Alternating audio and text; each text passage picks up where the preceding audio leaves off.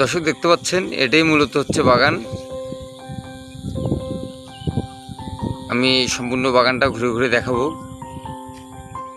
আপনারা অবশ্যই সম্পূর্ণ ভিডিওর সঙ্গে থাকবেন এবং এরকম একটা বাগান করলে পরিকল্পনাটা জানবেন, বোঝার চেষ্টা করবেন। পশু প্রাণী এসে যেন এই বাগানগুলো নষ্ট না করে। দর্শক, আমি দেখানোর চেষ্টা করছি, দেখেন কি পরিমাণ লেবু আছে।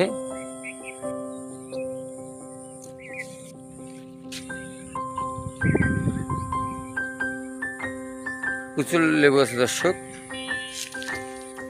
যে নিচে হচ্ছে ধানের জমি, এটা উঁচু একটা জমি, আর এই মাটিগুলো হচ্ছে একদম বালু মাটি। মাটি খুবই দুর্বল মাটি, একটু পানি পেলেই ধসে যায় দর্শক।